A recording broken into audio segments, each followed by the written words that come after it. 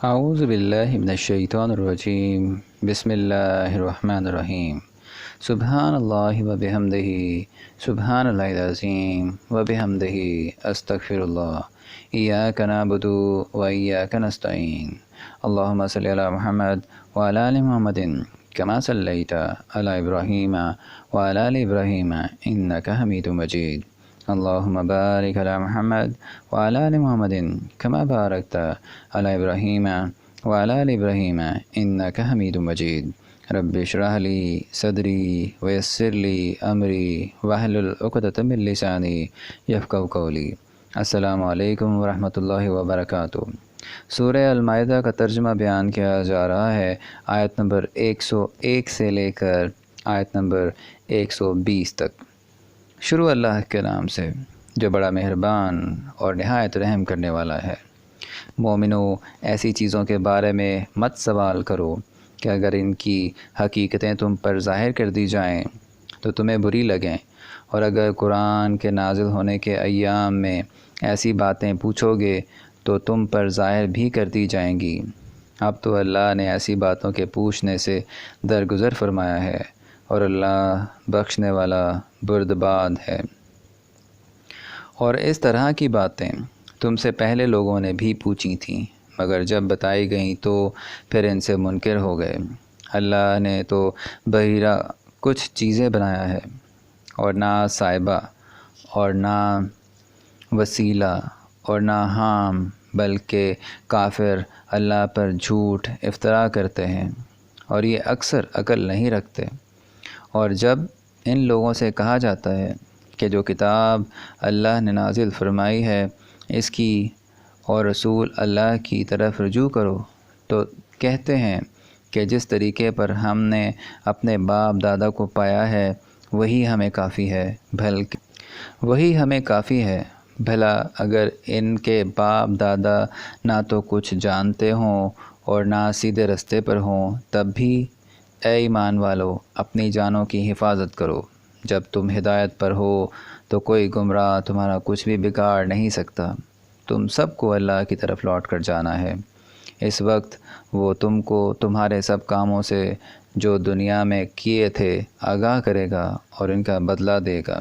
مومنو، جب تم میں سے کسی کی موت موجود ہو تو شہادت کا نصاب یہ ہے کہ وصیت کے وقت تم مسلمانوں میں سے 2 مرد عادل یعنی صاحب اعتبار گواہ ہوں، یا اگر وہ مسلمان نہ ملیں اور تم سفر کر رہے ہو اور اس وقت تم پر موت کی مصیبت واقع ہو تو کسی دوسرے مذہب کے 2 شخصوں کو گواہ کر لو۔ اگر تم کو ان گواہوں کی نسبت کچھ شک ہو تو ان کو عصر کی نماز کے بعد کھڑا کرو اور دونوں اللہ کی قسمیں کھائیں کہ ہم شہادت کا کچھ عوض نہیں لیں گے، گو ہمارا رشتہ دار ہی ہو، اور نہ ہم اللہ کی شہادت کو چھپائیں گے۔ اگر ایسا کریں گے تو گناہ گار ہوں گے۔ پھر اگر معلوم ہو جائے کہ ان دونوں نے جھوٹ بول کر گناہ حاصل کیا ہے تو جن لوگوں کا انہوں نے حق مارنا چاہا تھا ان میں سے ان کی جگہ اور 2 گواہ کھڑے ہوں، اور جو میت کے قرابت قربیہ رکھتے ہوں، پھر وہ اللہ کی قسمیں کھائیں کہ ہماری شہادت ان کی شہادت سے بہت سچی ہے، اور ہم نے کوئی زیادتی نہیں کی۔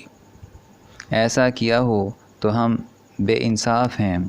اس طریق سے بہت قریب ہے کہ یہ لوگ صحیح شہادت دیں، یا اس بات سے خوف کریں کہ ہماری قسمیں ان کی قسموں کے بعد رد کر دی جائیں گی، اور اللہ سے ڈرو اور اس کے حکموں کو گوش ہوش سے سنو، اور اللہ نافرمان لوگوں کو ہدایت نہیں دیتا۔ وہ دن یاد رکھنے کے لائق ہے جس دن اللہ پیغمبروں کو جمع کرے گا، پھر ان سے پوچھے گا کہ تمہیں کیا جواب ملا تھا۔ وہ عرض کریں گے کہ ہمیں کچھ معلوم نہیں، تو ہی غیب کی باتوں سے واقف ہے۔ جب اللہ عیسیٰ سے فرمائے گا کہ اے عیسیٰ ابن مریم، میرے ان احسانوں کو یاد کرو جو میں نے تم پر اور تمہاری والدہ پر کیے، جب میں نے روح القدس یعنی جبرائیل سے تمہاری مدد کی، تم جھولے میں اور جوان ہو کر ایک ہی نسق پر لوگوں سے گفتگو کرتے تھے، اور جب میں نے تم کو کتاب اور دانائی اور توریت اور انجیل سکھائی، اور جب تم میرے حکم سے مٹی کا جانور بنا کر اس میں پھونک مار دیتے تھے تو وہ میرے حکم سے اڑنے لگتا تھا، اور مادرزاد اندھے اور سفید داغ والے کو میرے حکم سے چنگا کر دیتے تھے، اور مردے کو زندہ کر کے قبر سے نکال کھڑا کرتے تھے، اور جب میں نے بنی اسرائیل کے ہاتھوں کو تم سے روک دیا، اور جب تم ان کے پاس کھلے ہوئے نشان لے کر آئے، تو جو ان میں سے کافر تھے کہنے لگے یہ تو صریح جادو ہے، اور جب میں نے حواریوں کی طرف حکم بھیجا کہ مجھ پر اور میرے پیغمبر پر ایمان لاؤ، وہ کہنے لگے کہ پروردگار ہم ایمان لائے، تو شاہد رہیو کہ ہم فرما بردار ہیں۔ وہ قصہ بھی یاد کرو جب حواریوں نے کہا کہ اے عیسیٰ ابن مریم، کیا تمہارا پروردگار ایسا کر سکتا ہے کہ ہم پر آسمان سے طعام کا خوان نازل کرے؟ انہوں نے کہا کہ اگر ایمان رکھتے ہو تو اللہ سے ڈرو۔ وہ بولے کہ ہماری یہ خواہش ہے کہ ہم اس میں سے کھائیں اور ہماری دلی تسلی اور ہمارے دل تسلی پائیں، اور ہم جان لیں کہ تم نے ہم سے سچ کہا ہے، اور ہم اس خوان کے نزول پر گواہ رہیں۔ تب عیسیٰ ابن مریم نے دعا کی کہ اے پروردگار ہم پر آسمان سے خوان نازل فرما کر ہمارے لیے وہ دن عید قرار پائے، یعنی ہمارے اگلوں اور پچھلوں سب کے لیے، اور وہ تیری رحمت سے نشانی ہو، اور ہمیں رزق دے، تو بہتر رزق دینے والا ہے۔ اللہ نے فرمایا میں تم پر ضرور خوان نازل فرماؤں گا، لیکن جو اس کے بعد تم میں سے کفر کرے گا اسے عذاب دوں گا کہ اہل عالم میں کسی کو ایسا عذاب نہ دوں گا۔ اور اس وقت کو یاد رکھو جب اللہ فرمائے گا کہ اے عیسیٰ ابن مریم، کیا تم نے لوگوں سے کہا تھا کہ اللہ کے سوا مجھے اور میری والدہ کو معبود مقرر کرو؟ وہ کہیں گے کہ تو پاک ہے، مجھے کب شایع تھا کہ میں ایسی بات کہتا جس کا مجھے کچھ حق نہیں۔